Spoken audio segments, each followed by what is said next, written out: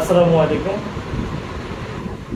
আজকে নবম দশম শ্রেণীর বীজগণিতের আমি 18 নম্বর অঙ্কটি তোমাদের সবার জন্য সোহেল স্যার টিউটোরিয়ালের পক্ষ থেকে আমি নতুন করে 18 নম্বর অঙ্কটি করলাম। তোমরা সবাই উঠিয়ে নাও। তো আমি দেওয়া আছে আগে থেকে লিখে রাখছি।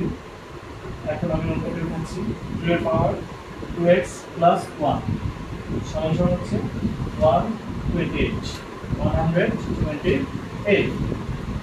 এখন বা দেব 2 এটা যা আছে তাই লিখব, কিন্তু এটা কত হবে সেটাই এখন দেখার বিষয়। 128 কে আমরা ভাঙাবো, এখানে উৎপাদকের সাহায্যে ভাঙাবো।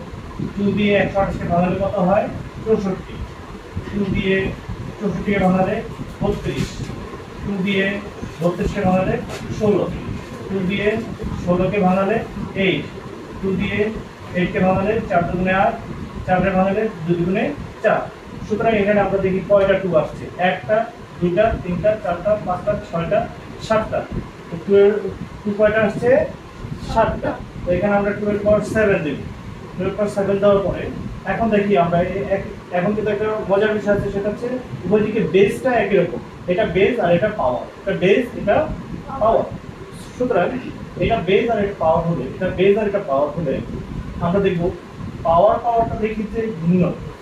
আমরা পাওয়ারটা দেখছি এখানে কি ভিন্ন, কিন্তু বেসগুলো একই রকম।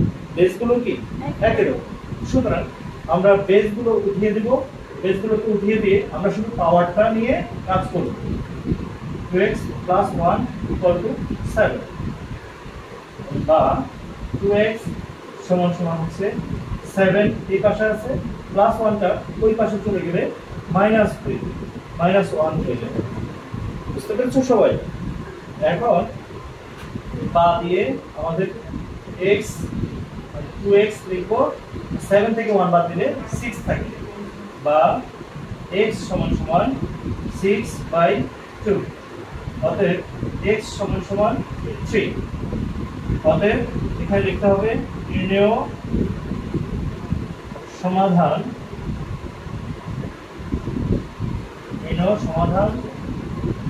এখানে প্রমাণ দিব x = 3। ওকে, সবাই আশা রাখি বুঝতে পেরেছো। যদি তোমরা সবাই না বুঝতে পারো বিষয়টি, বা আমার কোথাও যদি কোনো মিস্টেক থাকে, তাহলে তোমরা আমাকে অবশ্যই সেটা বলে দিবে, কমেন্ট বক্সে কমেন্ট করবে, আর বেশি বেশি লাইক এবং শেয়ার করবে, এবং সাবস্ক্রাইব করবে আমার চ্যানেলটি অবশ্যই, এবং বেশি বেশি শেয়ার করবে অবশ্যই, এবং পরবর্তী ভিডিও পেতে যাতে আমি আরও বেশি তোমাদেরকে উৎসাহ বোধ করি, সেজন্য তোমরা অবশ্যই নোটিফিকেশনটি অন করে রাখবে এবং বেল বাটনটি বাজিয়ে রাখবে। সো ধন্যবাদ সবাই।